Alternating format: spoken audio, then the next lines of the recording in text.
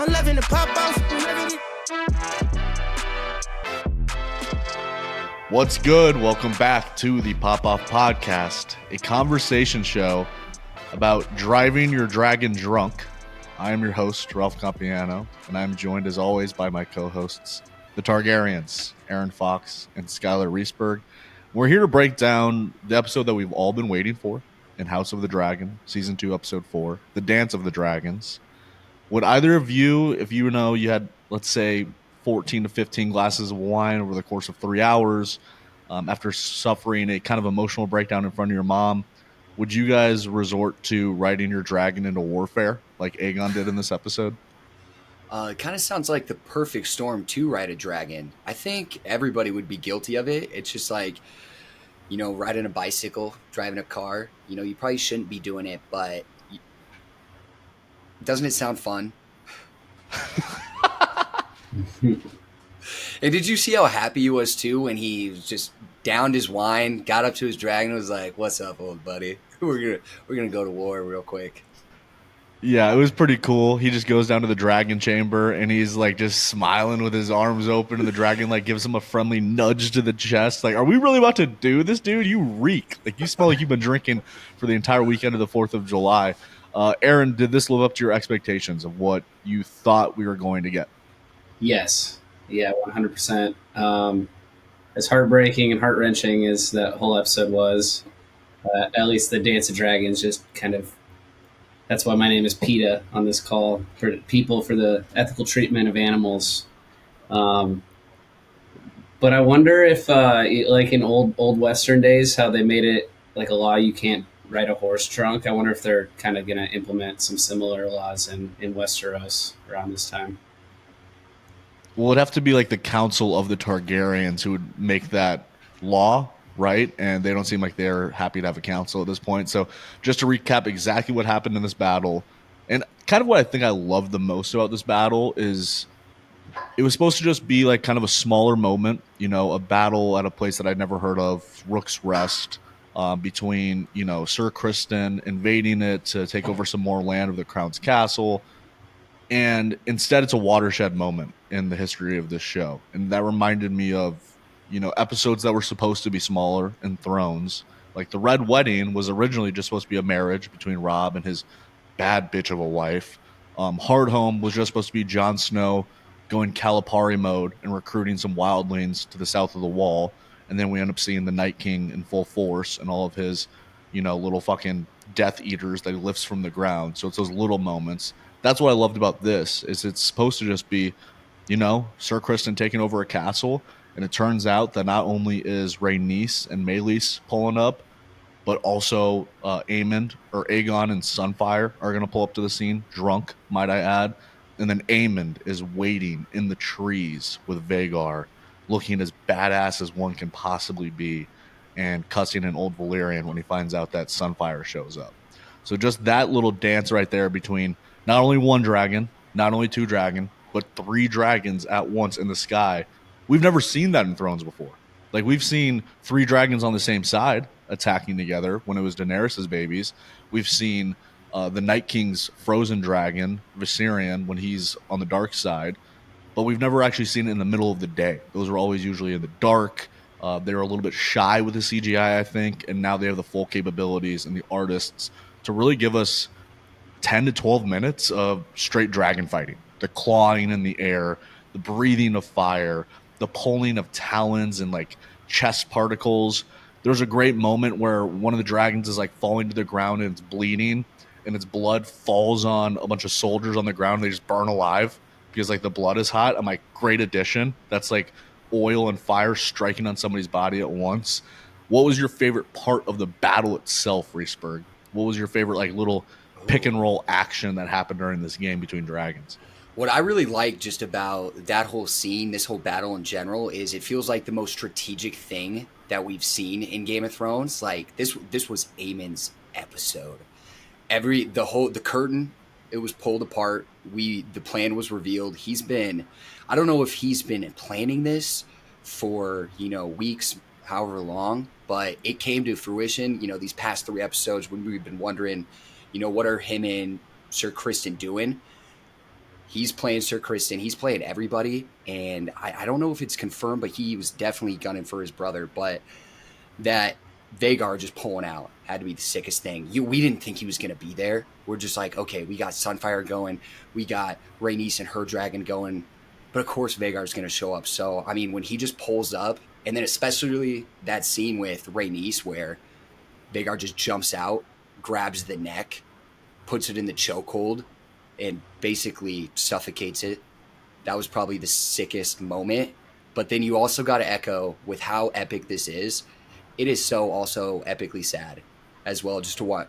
I don't want to see a dragon go down. I'm with you, Ehren. I'm joining PETA. We got to treat these dragons better. But I think our efforts are going to be in vain. All these dragons are going to die. But it was cool to see the first one go down like that. Yeah, I agree. That whole setup was badass. You have Kristen talking to Allison's brother, and he's like, "Hey, middle of the day, we should probably wait till night." And Kristen obviously has a card up his sleeve. He's like, "Nope, we're going. Come on," knowing that they'll pull a dragon out of Dragonstone, and that they just have Vagar waiting in the wings to come out. But I thought it was really neat seeing. You see Melee's come out and she looks fucking huge, and then Sunfire pulls up, and as the audience member, you're like, oh damn, the king's about to die. Like Melee's is about to go ham, and then Vagar slowly ascending over the battlefield. Everybody just fucking stops and looks up. What's going on, and then I thought it was awesome how Aemond and Vagar just kind of went right at the king. They didn't care that he was mixed up with Melee's. It was just Dracarys. I know. In the after scenes, they tried to explain that as like Aemon's character, Ewan, tried to explain it as like, hey, that was kind of, we don't know. Was he actually, was Aegon just collateral damage? The way they portrayed it just made it seem like that after scenes commentary seemed unnecessary because the way it was shot, he went right at Aegon. He wanted to kill his brother. He wants to be king. Yeah, I don't know why they commented on that because I think it's supposed to be ambiguous. Our reading should be open for interpretation. I think my reading is that he's still humiliated, Aemond is, from what Aegon did to him in the brothel. He's still pissed off about that. He's pissed off at the council meeting when he's like, my brother's taken over as king last few weeks, and what has he done? He's hung the rat catchers. He's made his frat bros his Kingsguard. All of these little things are stacking up and pissing him off to no end. And he's like, can you just quit being dumb enough so I can win this fucking war for you? Because you want me to, include you on my strategy and consulting sessions with Kristen. But like, to what end? Like, what are you going to contribute? Like, do you not like my plan? If you don't like my plan, propose a new plan. And he challenges him to do that in Old Valyrian in front of everybody. So he's fucking him up in 2 languages, not 1, at that council meeting. And what does Aegon do? He sits on his fucking hands and he starts speaking Old Valyrian like, how I might speak Spanish after taking it for 4 years in high school and not practicing it for another 8 years. Like, that was essentially his wit's end. It just sounded, he was like, we should go to war? And it's like, oh, dude, You just sound like a dumbass, dude. Like, you're just embarrassing yourself in front of everybody. And that's eating him alive. So I think when Aemond sees that they're doing and they're getting after it, that wasn't his original plan. It wasn't Kristen and Aemond's plan originally that Aegon would show up drunkenly. But then when he does, they're like, all right, well, this is a result of your own actions. If you die, you die. But the number 1 mission here is to take out the second biggest dragon in Westeros in Melees. And like, if you're collateral damage to it, then so be it. But then we see that moment where he's looking over Aegon and Sunfire at the end while they're on the ground. And it looks like he's about to pull a sword and officially finish him off. And then Kristen walks up behind him and is like, Aemond, let's not do anything here. Let's not make any rash decisions. And I had totally thought that Aegon was dead in that moment. But, that's the pre-cap or the trailer for next week's episode suggests that he's probably alive. But, like, is he a lesser version of himself? Is he paralyzed? Is he fit to rule? Do people start to take Aemon's side because he's clearly got the biggest dragon and the biggest dick? Like, I think that there's going to be a lot of interesting questions leading into next week. And that's why I thought this episode was so powerful. Not just the dragons dancing, but what it meant for okay, now another week of anticipation. Because we had talked about that. We're like, let's keep our dicks hard for episode 4. It's going to be really exciting, but there's still 4 episodes after that they're going to have to deal with the ramifications of it since then. I thought it was a little symbolic with that scene when he was pulling up with the sword to, finish him off, which I agree with you. I thought he was dead. It's kind of, I don't understand how he's going to come back from that, but yeah, we'll see that next episode. But I thought it was very symbolic with Aemon walking away with the dagger, the prince's dagger. The Conqueror's dagger. Yep, the Conqueror's dagger. You know, we've only seen the rulers ever hold it. And so, I mean, are we getting an Aemon king next episode? It's kind of what it seemed very foreshadowing. I love the moment while they're in the air too, where Aegon sees Aemon pull up and he just screeches out. He goes, "Thank the gods." And it's like, oh, this dude knew that he was fucked if his brother didn't come and save his ass. I liked your guys' point earlier too about like, well, the actual experience of watching the dragons. You know, I watched this with the boys and we watched it with Allie, Charlie's girlfriend, one of our good friends. Shout out. And there were oohs and ahs going on from the dudes that were watching, like, ooh, yeah, fuck yeah. But then Allie's in the background. She's like, oh, no. Mm-hmm. Like, it was Marley and me. Like, she felt like a sincere, like, despair for Maelys. And I felt the same way. Just that shot of once Maelys gets her head or her neck essentially snatched and suffocated in, and then we see Maelys and she just lets go and falls to the ground. I mean, that's one of the best shots I think Thrones has had thus far throughout the entire show, especially in this show, House of the Dragon. I thought that was remarkably well done. Really, really good stuff. It was really emotional. They were definitely really trying to build that scene up, just hit you with, hey, whatever you're thinking, this is the end. We're making a big moment out of it. There's going to be no questions about it. And the second biggest dragon in Westeros is gone. Where do we go from here? When's Daemon going to come into play? Well, and Ehren brought it up. Like, we've been talking about it throughout the season about, like, okay, what is the, comparison for these dragons? I think this episode did the best job of visualizing those comparisons. Like, Vhagar is clearly like early 2000s Shaq. This guy is putting up 36 points, 15 rebounds, 4 blocks a game. Unbelievable. And Maelys is like Perry Ellis at Kansas. Like, pretty good, D1, but like in no way in any world is he going to be able to stop Shaq any day of the week. And then Sunfire would be like me as a 4th grade center for the Beaverdale Bobcats. Like, that's really like where the comparisons are coming in here. It's like, oh, wow, like Vhagar is just in a whole different dimension. Like, even just as like a viewer, I'm not even sure what side I'm on at this point. Like, it's kind of hard not to be on his side because he's so badass. Like, he looks so fucking cool and he's so dominant. It's kind of like getting behind like a Mahomes-led Chiefs or a Brady-led Patriots. It's like, dude, I kind of just want to ride the coattails of this GOAT in this moment because this guy is fucking unreal. And I can't see anybody stopping him. Like, I just don't know. Like, what do the Blacks have at this point to go against something like that? Like, Vhagar seems inevitable to me. Like, he's fucking Thanos. Do you think Vhagar walked away, from this this little battle, with some injuries, going to be questionable? Didn't look like it. He definitely took some shots to the belly. Didn't seem two-phased, but I got to think this adds up to something. I mean, you can't just take claws like that to the chest and be fine. But there was almost like a predetermination from Rhaenys, Maelys' writer, where she's like, fuck this, dude. Like, I'm just gonna do it. I'm here. I'm gonna die the way that I meant to die. Yeah, I think it was just a pride thing at that point. Not running away with the tail between her legs, metaphorically and literally, I suppose, but also truly giving everything she's got to Rhaenyra, for good or bad. And I think in this instance, it probably would have been more valuable to have her still, but she gave it a good run. Yeah, and I wonder if she was thinking about I think episode 9 of season 1 when she burged into the coronation, the crowning of Aegon. If she was thinking, could have ended it there. I'm not going to run away again. Wonder if that was on her mind during that at all.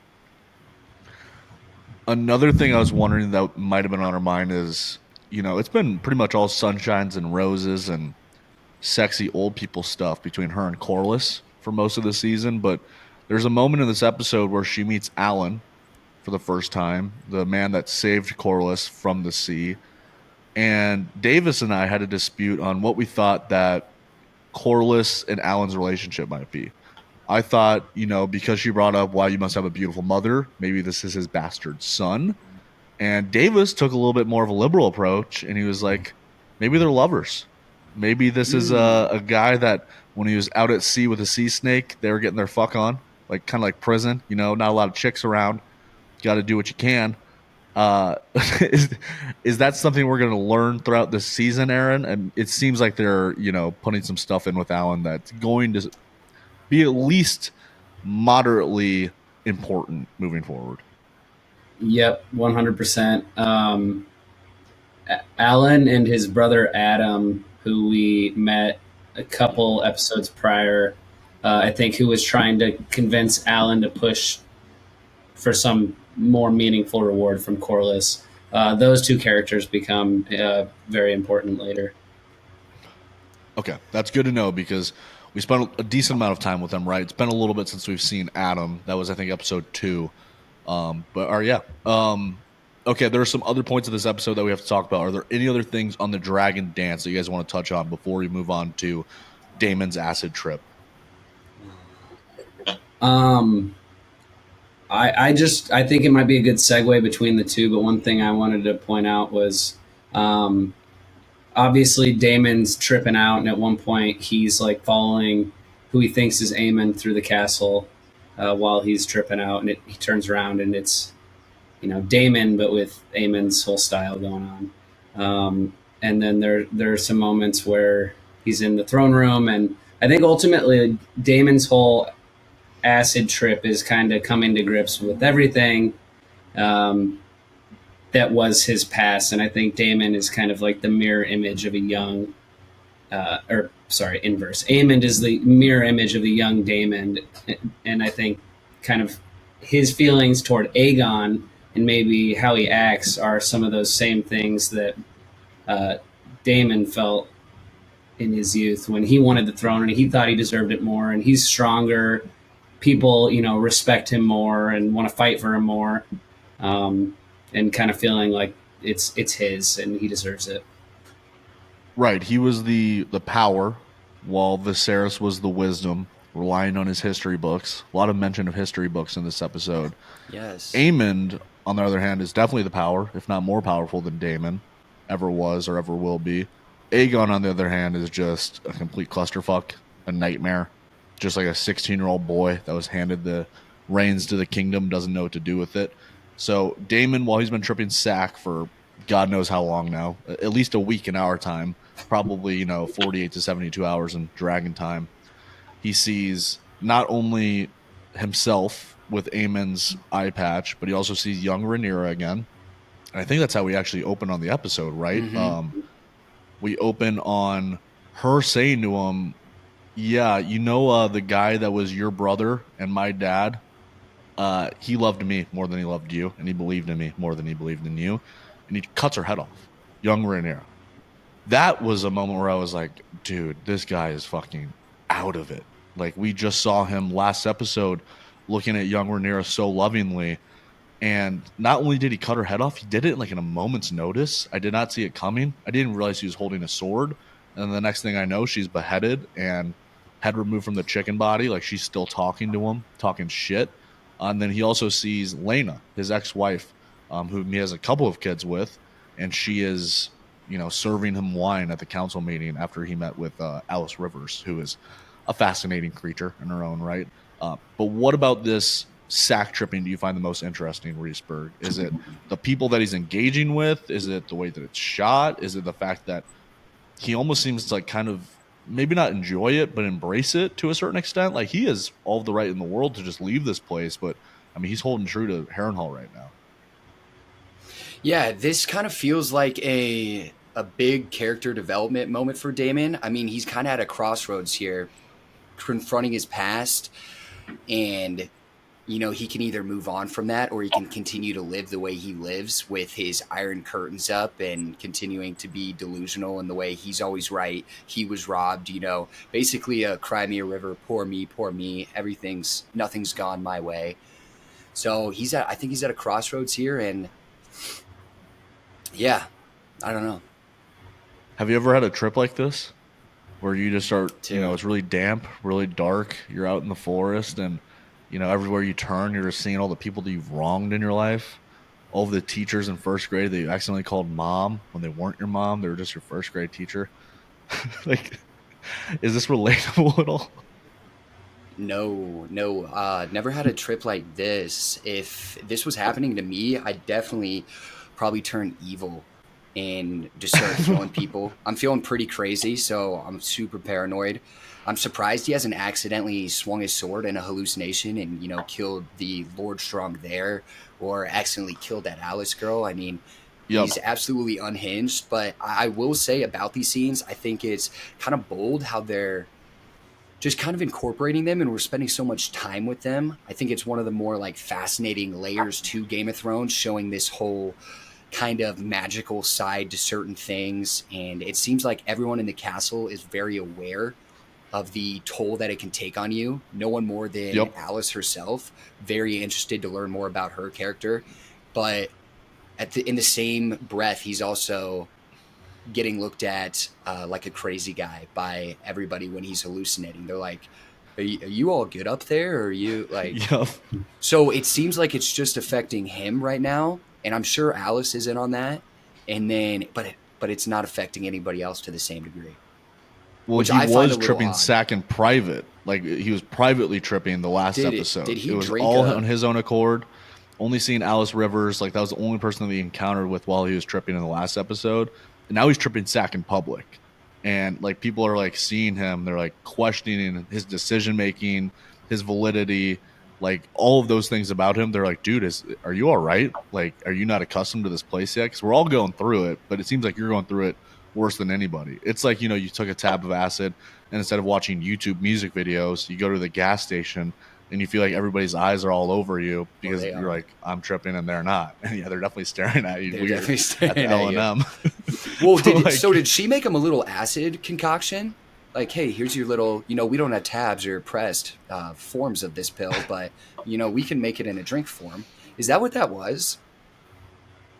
To you guys? Because, I mean, the way they shoot it, I he don't. drinks it, he's immediately tripping. Well, I it's like a wasn't- red concoction, right? It looked like it was like cranberry juice, maybe. But Aaron, Right.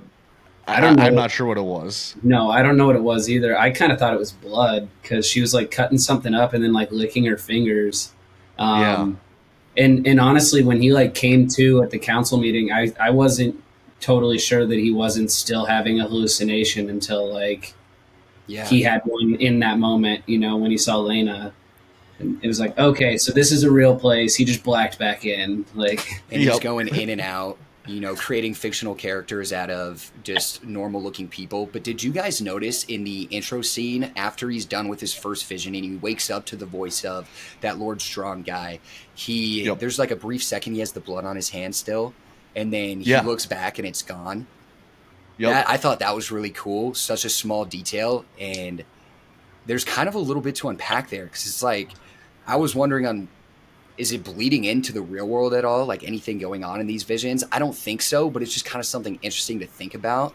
And the fact that it isn't like immediately wearing off, like it's something that is kind of in and out. These are like, he is a little schizophrenic, just having these constant, he doesn't know what's real and what's not. I think that this is the second greatest strength of the show. After the dragons, like no other show can do what they're doing with the dragons. Like they have this claim on this part of TV and in movies. And then in Game of Thrones, like their greatest strength, other than the battles, was maybe even above the battles, was the politicking and the conversation and the investment in characters. I think they kind of realize we don't have that same level of investment in characters yet or the politicking. So they're like, what is our second greatest strength going to be? I think they're kicking all the ass in the world with just the way that they're shooting the actual hallucinations. Because to your point about he drinks that weird red cup that he got from Alice Rivers and transitions right into what we think is going to be another hallucination from the cup. But really, it's like he took his Xanax and he just fast forwarded 12 hours forward to his meeting where he calls the Blackwoods there. And you don't know if it's real or if it's fake. And like they're doing such a great job with like the blurring on the sides of the camera. And it's just solely focused on Daemon. And then he comes to at the same time that we come to as an audience. We're like, oh shit, like we actually have to be on high alert right now because this meeting could be meaningful. Like he's like asking him, he's like, "What are you doing here?" He's like, "Dude, you called me here. I came here because like you organized this whole thing." This would be like if you show up to a Google Calendar meeting with your boss, and like the first thing he does is like, "It's been on the calendar for 2 weeks." He's like, "What are we doing?" And you're like, "I don't know, dude. You tell me." Like you're the one that fucking organized this thing. Like there's just a complete lack of like stability with him now, and I like your point about it bleeding in the real world because I think it already is. Like he's tripping sack in public and like you're right. I mean, he was swinging a sword around in the middle of the castle, and Alice Rivers like seemed pretty comfortable with the whole situation, which was maybe the weirdest part of all. Like she wasn't scared of him. Everybody that runs into Daemon is like on their like that little boy that he had a conversation with. That kid is scared shitless of Daemon, dude. He doesn't know what to say to him. He Well, just he wants to told him to appease kill him. his grandfather. He's like, go kill your grandpa. Do that for me. I need a He little. did stand up to him for that. Yeah. He's like, "Oh, you really want this? Then you gotta stuff." What did he say? Like, put some pillow feathers in that guy's face and accelerate your inheritance. I was like, "God damn, that's brutal." Yeah, just smother your grandpa. The For Westerosi And way to just pull the plug. the shit all these other houses have to go to just with dealing with these kings and queens and prince and princesses that just get to go around demanding things. And there's never like the conversation never comes to like it's never two-sided, you know. I'm sure the other person in the room could have a great counter argument and say, hey, this is not a smart choice, but you just know and might get the sword if you say something like that. So Mm. you really let these idiots lead you. And that's a tough world to live in. Well, they don't have a these guys. choice. Yeah, they don't Like, have a choice. I mean, yeah. Exactly. You have to let these idiots lead you. Like, there is no democracy. One of the things that stood out to me about when I rewatched season 8 of Thrones is, you know, when Tyrion goes to all the lasting lords at the end, and they're like, "We need to pick a new king because Daenerys has just been murdered by Jon." They're all, you know, making their own claims. They end up landing on Bran, which is its own thing. But at one point, somebody suggested, like, what if we aren't the ones that make the decision? What if we put it to a vote for everybody? Oh my god. And they just laugh it off. They all just laugh at him like, "Oh, democracy sounds like a stupid fucking idea." And I thought that was just hysterical because it's like these guys have no like we've talked about it. What would we be doing if we lived in this world? Well, we'd probably be dead by like age 25, Oh, right? yeah. Like we're not going to make it as far because a dragon is going to stomp on us, or Tywin is going to have us killed, or we're going to be rat catchers, or we're going to be hung. But like they have no say in what actually happens. Like all they can hope and pray is that they don't get lit on fire as a casualty in a bloodlust war between cousins. Like that's really all that this is. No, you know who we'd be out there? We would be those two guys in the scene where Vagar's on the ground running around and then he just foot up Stomps. down on these two men. They're gone. They're gone for good. That would have been us. And, you know, in those last moments, we would have just looked up like, you know, kind of what the hell? We're on the same team here, man. What But was you this just all don't for, care. dude? Yeah, what was this all for? I'm shocked any of those soldiers are like trying to have a fight with dragon fire raining down. Even if two dragons are fighting and the bigger one's on your team, sort that shit out first, and then I'll go attack this castle. Like, You think there Yeah, would or be a just like, little can we unspoken pause thing for a like moment that? and watch? Because Yeah. like, there's the Lord that's in the castle, and they're like, "We should find you some safety." He's like, "Fuck this, dude. I'm 78 years old. I've lived my entire life waiting for a battle like this.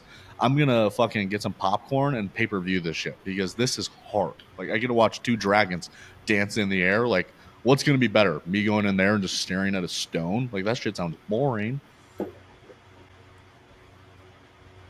That's the other thing I keep coming back to. It's like I'm watching Allison in this episode, and I want to talk about her because she's mixed feelings right now. That conversation with Rhaenyra, I don't think she stands very firm in her decision. She's still going back on the idea that Viserys said that Aegon should be king.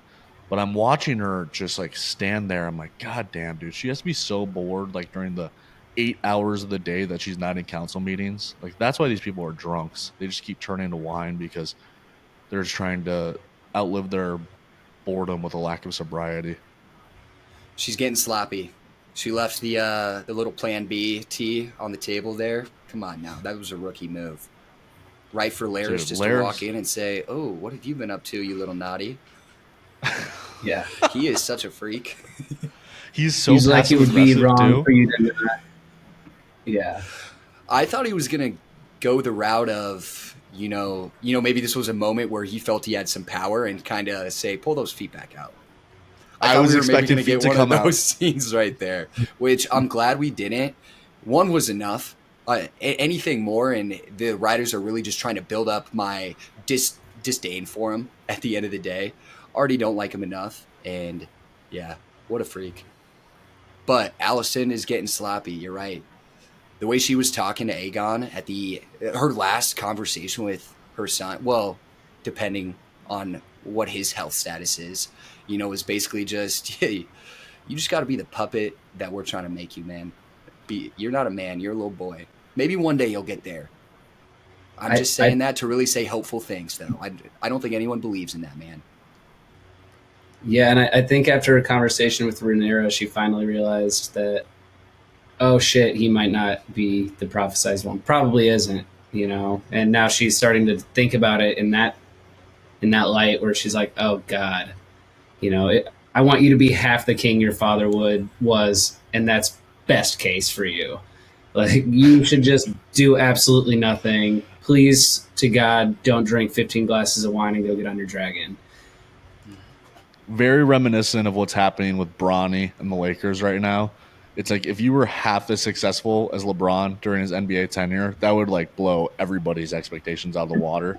That mean 20,000 points, 5,000 rebounds, 5,000 assists. Only like 9 people have ever done that, and he's just like, I'm a good marketing tool.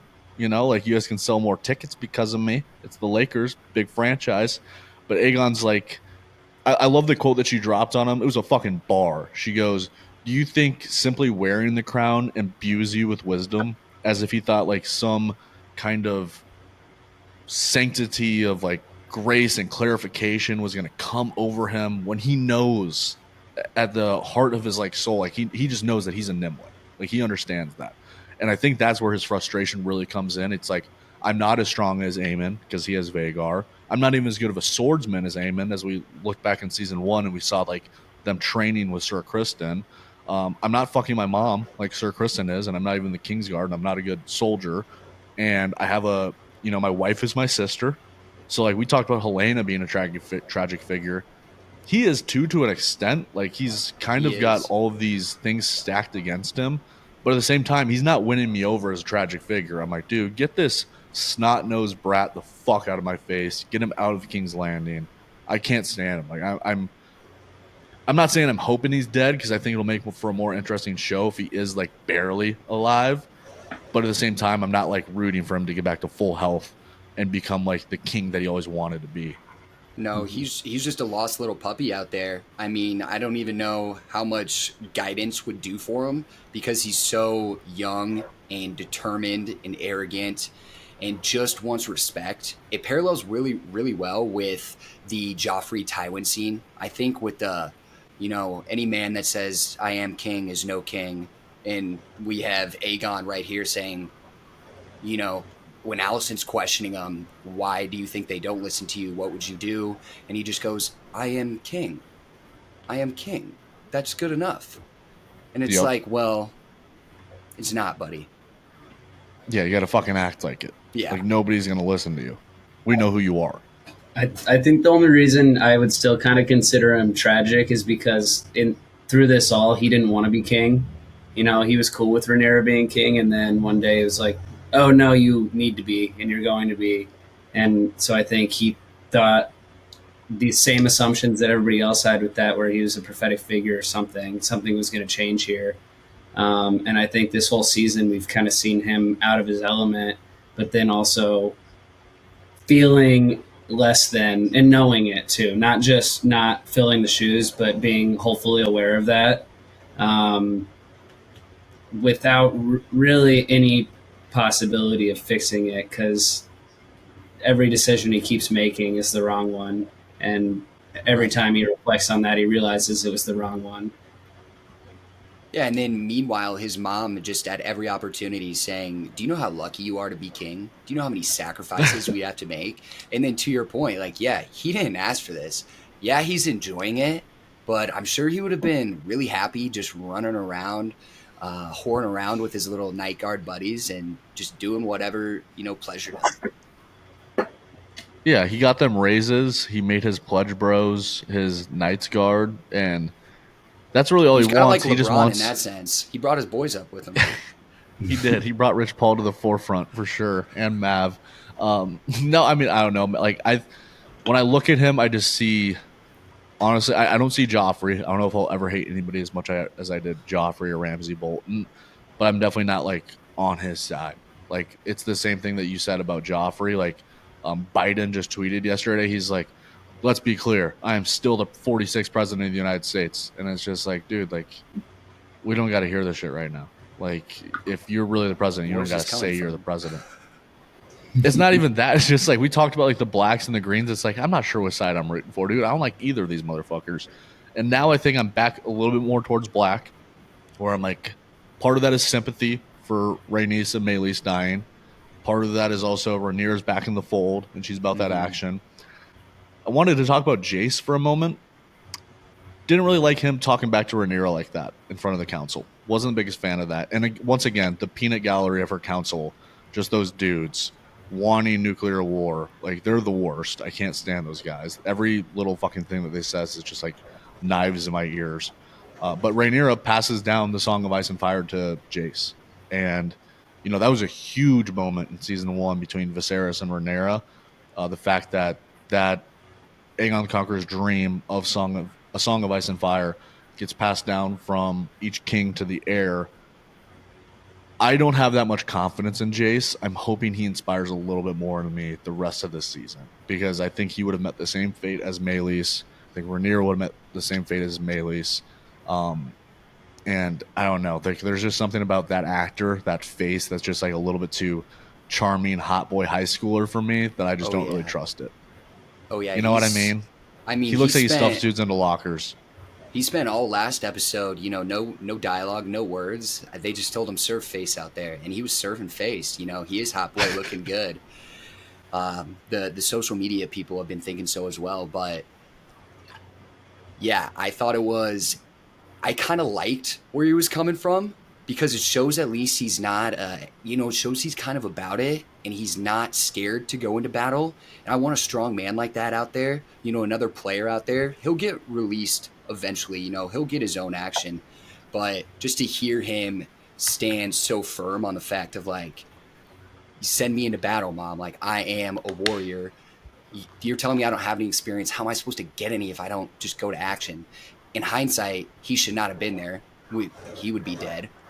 But moving to that, the prophecy that Rhaenyra told him about a Song of Ice and Fire, I still just find it so hilarious. And I was a little surprised they're still hammering it so hard, because just as an audience member, I think we all agree on this, where it just kind of feels like it's a plot point where we know the end of, at least in the Game of Thrones series, and It wasn't a great ending for the prophecy. It actually is a very confusing ending to the prophecy, if we're being honest. And so it just seems it seems sloppy, and it seems a little like, for what?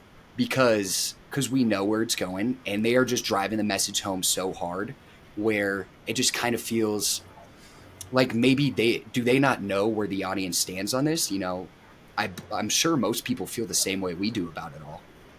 I totally agree. I've had like this kind of I'm not sure exactly what it is, but like almost like a level of like, why should I be so invested in this show when I know what it leads to is Daenerys blowing up King's Landing, Arya stabbing the Night King, and Bran becoming king.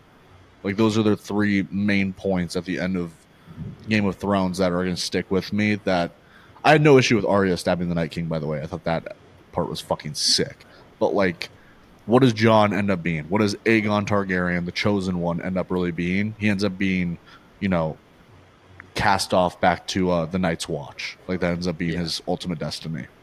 And it's like, oh, okay. Like, I get it. Like, the Song of Ice and Fire is about defeating, the Night King and his crew. But, like, it's the other things that matter, too. Like, the Targaryen dynasty. Like, what happens to them? Does Jon end up having a bride? We don't know. Do the Targaryens ever carry on? Or does it end with him?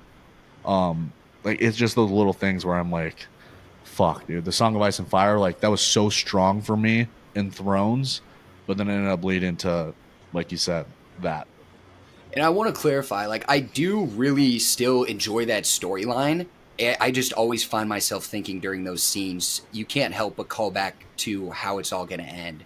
And it does leave a Yep. little bit of a sour taste, but yes, two things can be true. I cannot like the ending and where it leads, but I still do like that they're hyping it up now. It's just sometimes a little comedic, I guess, and seems a little No, I daft agree. from the producers and writers on where where we're standing on it. They're like, everybody loves season 7 and Yeah, season 8, like, right? everybody Right? loved it. Yeah, Yeah. let's keep hammering it home. Yeah.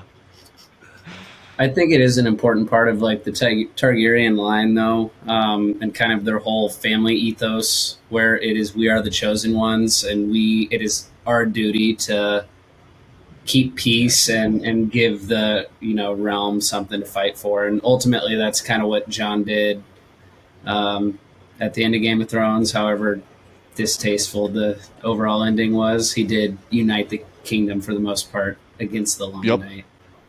Yep. Everybody except for Cersei. He got them on their side, and they did their shit, no doubt. But yeah, then he just ends up going off to like the Night's Watch, and I'm like, what the fuck? Like, I totally forgot that's how his story ended. That shit pissed me off. He should have just been named King. And He died once for the Night Watch just to go back. yeah, Like, he's like, and like you know who, like, just to pick another little nit with it, you know who prevented him from being king? Fucking Grey Worm, because he's salty because Missandei got killed in front of him because Jon killed Daenerys. Like, Grey Worm was like, I'm not letting that guy be king. Like, who gives a fuck what you think, Grey Worm? Sorry, dude. I loved you the first 7 seasons, but he turns into a real prick those last couple of episodes. They Just end intolerable. up butchering his character for sure, as they do many others. But what is something? Let's get back to House of Dragon. You're about. I know where I'm about to go with this, and I don't want to take it there. No, go ahead. Because I don't have a no. whole I lot mean, else. we're Like, just- we could just do ratings from here. Oh, okay. Actually, I'm throwing a high rating out today. Yeah, no, I am I'm excited. too. I'm throwing a very high rating out. I thought this was. I was a little bit nervous the first 25 to 30 minutes. I'm like, are they really going to Yes. hold this off for another fucking episode? Are they teasing us Dude. once more? And then once the action happened, so I think that the first 25 to 30 was solid. You know, it was just ordinary House of the Dragon stuff. But yeah, that last 20 to 25 minutes, I'll remember that. I'll probably rewatch it like twice this week, just the last 20 minutes, just to relive it. This is like another one of those times where I'm like, God damn it. I wish that they showed episodes like this in a movie theater so I could see Vagar at his greatest scale possible. Like, there's only so much power that a 60-inch TV can really do for you, but still, just mesmerizing stuff. So I'm going to go 8.8 out of 10. This is my favorite episode of House of the Dragon so far. Really dug it. Really strong stuff. Damn. Aaron, what were you thinking? Kind of want to hear yours. It won't change mine, but I was thinking a 9-3. nice. But one reason for that is I think that first half with Daemon, it reminded me of kind of a conversation Rhaenys and Daemon had at one point earlier in the season, where she effectively told him, I had to come to grips with not ever seeing the throne and learning to be okay with that. And Yep. ultimately, I think that's part of the reason she chose to turn around and go fight for the queen she believed in. So I really liked that character development and kind of what I hope is a turning point for him as a character and kind of his resolve towards the war. Not that it hasn't been there, but a little bit more one track on the same page. 100%. He sees that Rhaenys sacrificed her life. He's like, why can't I do the same? Mm-hmm. Yeah, I kind of felt like. No, you know what? My rating for this episode was. I'm right up there with you, Aaron. I think I was going to go 9.4. All the moments kind of came together for me. You know, the emotional ones hit. I just think it's interesting when we can watch dragons and be so in awe and want this action to happen, want them to tear each other apart, and then we see it and we're like, oh, wait, did we really want this? and having that whole, being able to have all those emotions around the entire battle absolutely just brought it up for me. And I mean, this 9.4 is coming off three solid episodes, 3 solid stepping stones to get here. And so just with it all culminating like this, and then, you know, where are we going to go from here? Are we going to keep having these battles like this? It's going to be a little more tame, some of the episodes, I'm sure. But I'm in an excited place for House of Dragons right now. Yeah, it's the same experience that you have seen Oppenheimer in the theater. And, you know, the first 90 minutes are all leading to the Trinity test. And then you see the Trinity test and you feel and you hear the Trinity test.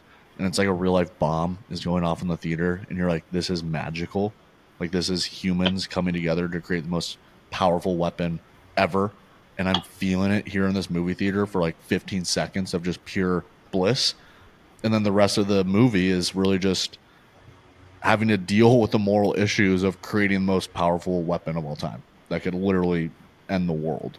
And so it's like, yeah, we can appreciate the beauty in the madness, like while it's happening, but then afterwards, like there's some serious repercussions. Like we're not going to see Melis again. I fucking loved that dragon. I thought she was gorgeous, really fun to watch, speedy, really cool attacks, like coming from underneath and like taking Vagar's claw. Like that was just like sick strategy by them.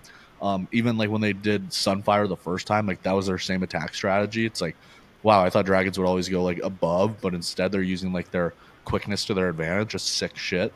And now it's like, all right, we're never going to see that exact method of dragon fighting again. No. R.I.P. R.I.P. to a real one, man. R.I.P. to a real one. All right. Well, yeah, this is a great episode. I'm glad we kept hard for this one. Excited to see where the rest of the season goes. Going to be a lot of interesting stuff between Aemon and Aegon to keep an eye on. Yes. And probably more dragon dancing, if I were to guess. Like, I'm sure we'll probably get at least 2 or 3 more throughout the next 4 episodes and see if anybody can even come close to taking down Vhagar, a.k.a. early 2000s Shaq, because right now it looks like he's destined for a 3-peat. So thank you guys for listening. We appreciate it. And I think it's interesting to note there, actually. Sorry, we're wrapping up the ending, no, but good.